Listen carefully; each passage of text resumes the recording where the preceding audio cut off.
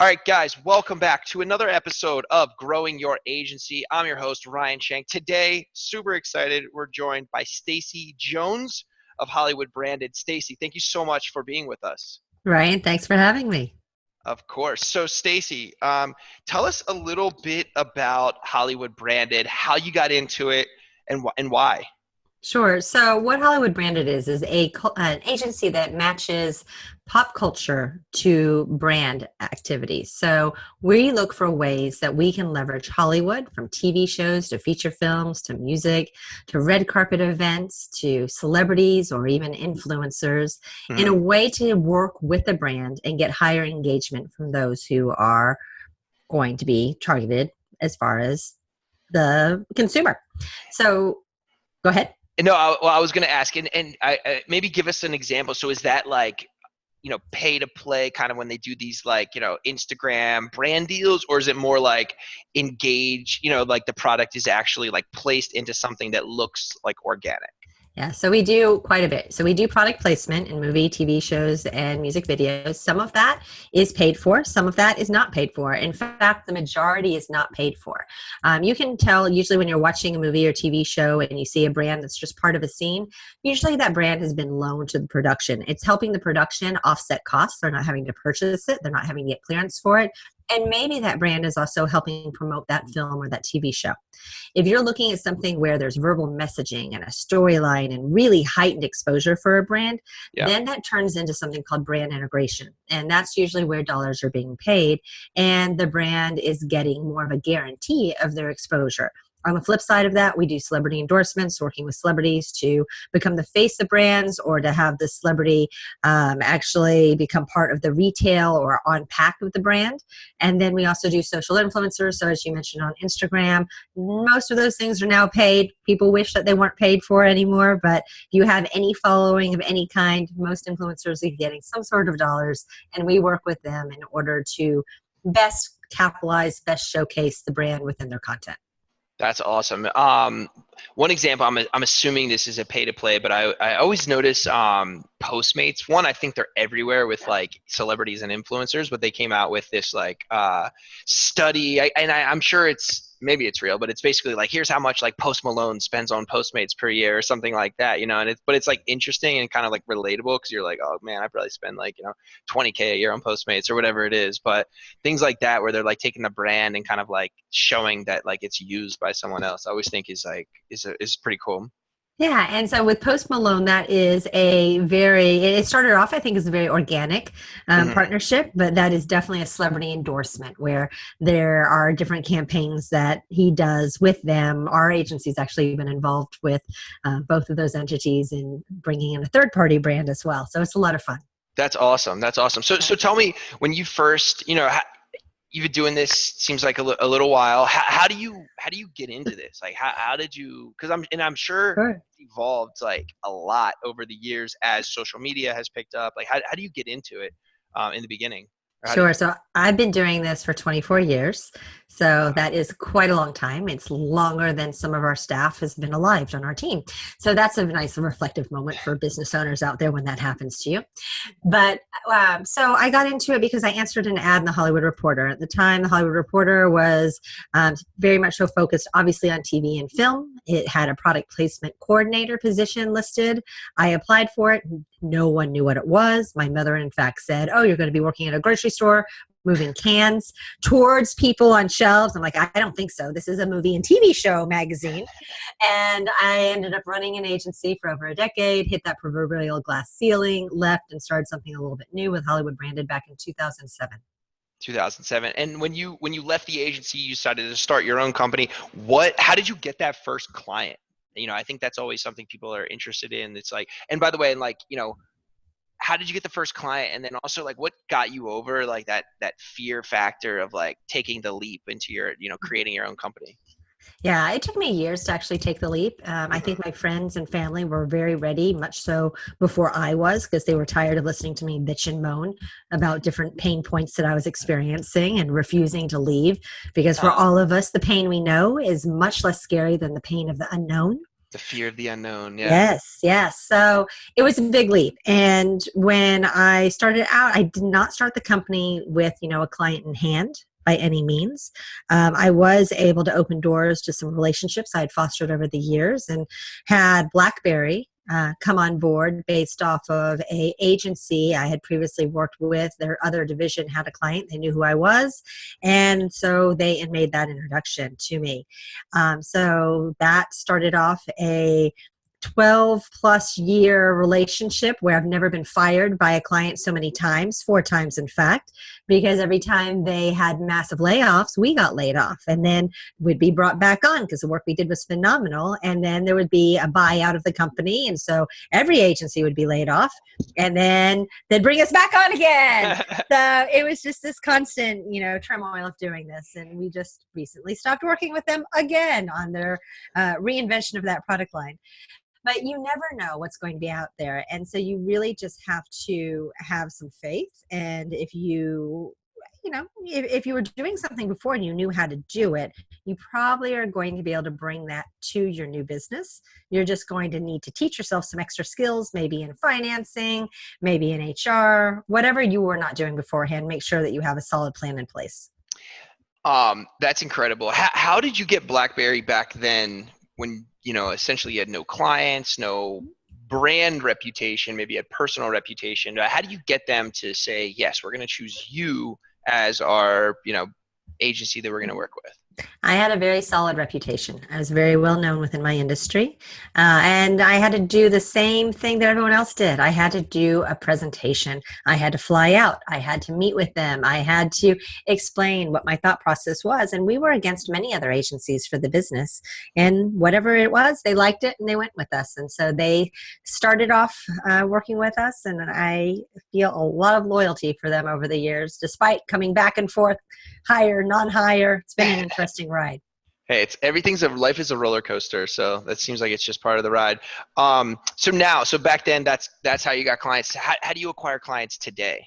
Really, I'm sure it's a lot different. Sure. Really, most of our client acquisition is through inbound marketing. So back in 2012, I started writing blogs, and I had no idea where that would go. But today, we now, as an agency, it's not just me writing. In fact, I write the least number of blogs than anyone else, but we put out a minimum of 4 to 5 blogs every week. And this has established, I'm sorry? On your own website is where you publish We do. them? Yeah. We use HubSpot, and in order to keep it a little bit more streamlined and organized, we have it built into our website. We have over 25,000 unique reads, visitors on a monthly basis for our agency. Could be a lot higher. I'm aiming for that 100,000. We'll get there. Yeah. But back in 2012, I don't think at the end of 2012, I even had 100 reads, honestly. And wow. That was something that just shows where content marketing can take you. We repurpose all of our content. We do blogs. The blogs became my original podcast for marketing mistakes and how to avoid them. I gave over 100 podcasts of me teaching people in short form, 15 to 20 minute chunks of how they could do what I do across social influencers, product placement, or celebrity endorsements. And then I grew that into doing podcast interviews. And that's all part of our content, because all of that becomes blogs again. And then that becomes ebooks, and that becomes infographics, and that actually becomes, now I'm writing my 3rd book. So there's all ways that you can take content and repurpose it. And it's not like doing Google AdWords where you spend the money and it's gone. You're spending money because you're spending time of either yourself or your employees, but it's something that keeps on returning and returning and returning to you. Yeah. So do you ever, I love that. And I also was not expecting you to say inbound marketing is how you're driving new customer acquisition today, which is actually amazing. I thought you were going to say it's all relationship based, which is like not scalable for people listening or watching, and it's like hard to get into. So that's amazing. So it just sounds like it's just that day in, day out grind, putting it out consistently, not giving up, and just, continuing to do that. Do you ever go into, like Google Analytics and look at, what are our like most trafficked, or look at, some old blog posts that are high trafficked, and then try to like, add another like call to action or change them up in any way? I was listening to something the other day, and someone was saying that as a tactic, and I actually did it recently, and I thought it was had pretty good results. But curious if you ever kind of check out like high performing posts and try to optimize them now.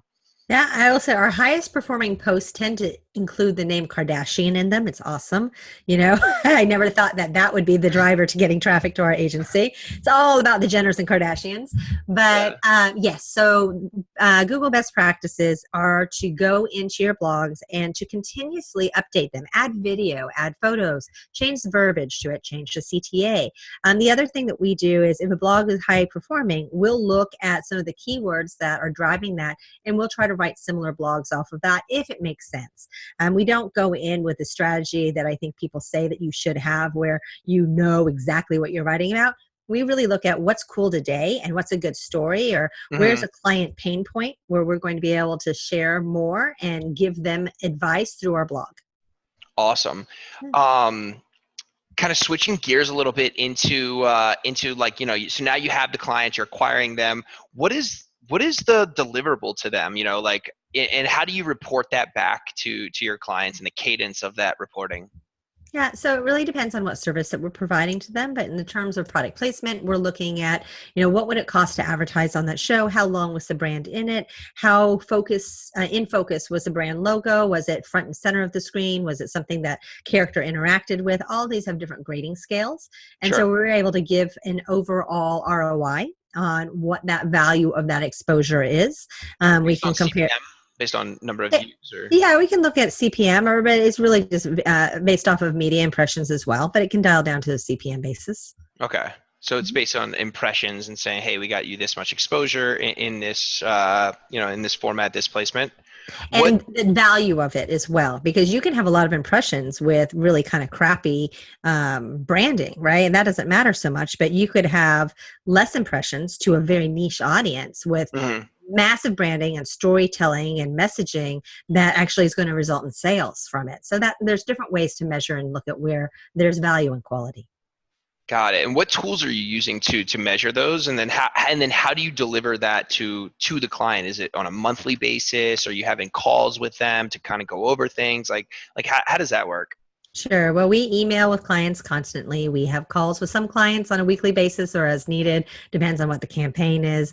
Other Mhm. clients are on a monthly basis, others are on a quarterly. We've worked with some clients for 10 years and they're quite frankly happy speaking to us on a quarterly basis because we have everything kind of just going and it works and we Just a add things machine, to right? it and it's a machine for them. And so they don't have to think about it so much. But with all of our reporting, we've developed a lot of proprietary software tools that we use in house versus others. Really, it's more so subscription databases that I use where it comes to sales outreach, right? We work with like Winmo. We use HubSpot, and that's because it controls our blog. It also allows us landing page templates and really ability to have anyone posting and utilizing the sources. And it also acts as a very good CRM for sales. We use so many different like tools for production leads, knowing what productions are out there, influencer database software, letting us know what's going on, celebrity database software. What are Uh, some celebrity and influencer software tools? sure, celebrity intelligence is one of the tools we use. Variety Insights a tool. Production Leads is a tool we use. I mean, there's really a couple of handfuls of different services that we subscribe to. Got it. Wow. I am thoroughly impressed with the level of sophistication in your like sales process. Yeah. And a lot of the tools that you're using. What's your team look like? Well, before I say that, the one tool I will say that everyone listening on this that's relevant, despite if you're an agency or a business, that you should potentially look at is a media monitoring tool. So even if you're a brand, you can have media monitoring tools to let you know how you're performing in the media and to help you craft a plan. So we use Critical Mention. And so that's our media monitoring service that we use. It does television, it does everything in regards to broadcast. It does digital, and it allows you insight to social as well. So what we can do is go out and see what competitors are doing and gives us an insight there. We can make plans against what we are planning on doing for our own clients, and where value is as well. So Um, Awesome. And do they have like alerts and like notifications Yeah. of like Google alerts, like whenever there's like mentions and stuff? Yeah, right before I was getting on this podcast, I had a alert that we just got picked up for some more media that I was expecting, but it showed me not only the outlet that picked it up, but also all those others that are starting to pick it up and carry it. So that's a lot of fun. That's awesome. Can you name any, are all of your clients and brands under confidentiality agreements? No, not really. So we work with brands such as Bumble. We work with a company, and Bumble is a dating relationship app.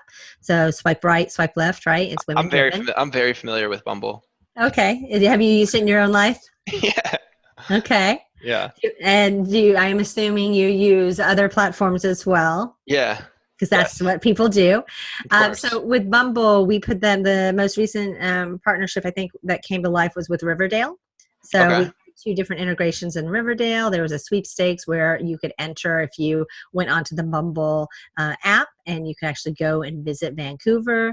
There Oh, was cool. a television swipe right on CW. It also went through Netflix. With Bumble, we did a partnership with Ellen DeGeneres where she spoke about Bumble and remade three women in her audience's dating profiles, like the crazy cat lady, right? We That's also cool. I like did, that. yeah, a movie last summer that was awesome with Candice Bergen and Jane Fonda and Diane Keaton, where Candice's character finds her new love through Bumble. So those are the types of things that we do often. That's awesome.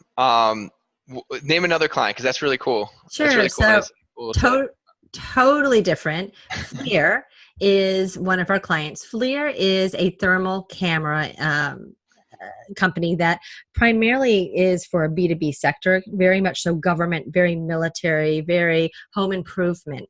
They have some products that you can purchase also, like if you're in hunting and shooting world or fishing, you might have their technology and cameras on your boats or on your rifle scope or whatever it might be. But we work with movies to bring their technology in. So Rampage this last year, as an example, we loaned the production a multi-million-dollar plane that was loaded with camera gear. And so in the quarry scenes where you see all the monsters ravaging and they're coming and they're coming and coming, we had the plane there flying and picking up all of the pretend military who are racing across the quarry for the action scene. And then back in the headquarters, you see the general saying, I need the FLIR on that image now. And so that they could get the FLIR camera up so that they could see the crocodile coming at them. So there's fun things like that. We do a lot of ghost shows and paranormal with them because you can see, So displacement. are you doing ideation and like strategy? Like is all like do they come to you and say like, hey, directionally we want like this goal, and then you're kind of back solving it, and like who's coming up with the creative for all of that? Yeah. So we will read a script and Hmm. we're like, oh, look, there's a quarry scene and there's some special effects. We should talk to the producer about bringing in FLIR. And then we sell them in on it. So you So pitch it. we pitch it. Everything's a pitch. It's very much like coming up with your story and your angle, just like, Love it. and we go in. So there's not anything it's not like it's typically scripted of here, there is a can of water sitting here. Instead, it's going to be, okay, someone's sitting at their desk and they're Hmm. doing a podcast, and it would be natural for them to have a can of water next to them because they need to drink and stay hydrated. So we would go in and talk to them about doing that. Wow, that's really cool. So couple more questions tactically. Like what's your pricing model? Sure. So we have two different ways that we work. All of our pricing is exactly the same for all of our clients for our agency initial fees for strategy and research. And it just depends on the service, whether we're doing celebrity endorsement or event activations or product placement or large scale integration and ideation. So there's a flat base rate. And then depending on what that activation is, there is a fulfillment rate on the other side of that. As a percentage of the deal? It can be with a minimum set in. So for us to do strategy, for us to come up with ideas. So if a brand said, I want to do something in Hollywood, okay, and they wanted Take me to to Hollywood. take me to Hollywood, I want to use that power of pop culture. I want to see the stars. Yeah, we have a program that starts at $2,500 a month. And that allows us to go out and knock on doors because we have to sell in the brand. As much education that we need to bring to the brand, we have to do a lot of pitching and education about the brand to the producers, the directors, the prop masters, the set decorators, transportation, stylists, all these different people who are on set and who are out there so that we can get them to understand who the brand is. It's a full-blown like sales pro. I mean, you're sourcing lists with lead names basically, and then you're like creating the script to actually pitch it. All the, so 100%. You're almost like creating a business every time. It's crazy. We have very proactive, what we call product placement retainer programs, and those range from $3,000 to $15,000 on a monthly basis for unlimited product placement in movies and TV shows. We have social influencer programs that range from $5,000 a month all up to $20,000 beyond. It just depends because a lot of these things are budgeted and funded additionally because we're paying third parties for a lot of the work that we do. So we might have a brand that says, I want to do Hollywood. Now, that can mean very different things. Do you want to do network TV in Hollywood? Do you want to do an independent film in Hollywood? Do you want to do a blockbuster action movie? Do you want to work with an A-list celebrity? Do you want to work with a D-list celebrity? There's pricing that is all over the place. Yeah, got it. That is awesome. So we're gonna wrap up here, but one final question that we ask everyone: what does your morning routine look like? It's not a good routine, and I have shame on this one. So I tend to stay up way too late and work way too long. I don't sleep a lot, but when I wake up, the worst thing I do, but it's how I actually manage my day and it's how I get my head around things, is I check my phone, I check my emails, I look for all the things that are going to possibly pop up and bite me, and I quickly deal with them so that I can then actually get on with getting ready and showering, brushing my teeth, and doing all those fun things before going out. And I have a fish pond, so I am able to enjoy nature. Koi? We have a house on a canyon. Have not gotten the koi because you're supposed to have 1,000 gallons for that. And this all started because I rescued a turtle and I got tired of cleaning a turtle tank inside our house. So I built a pond outside of our house.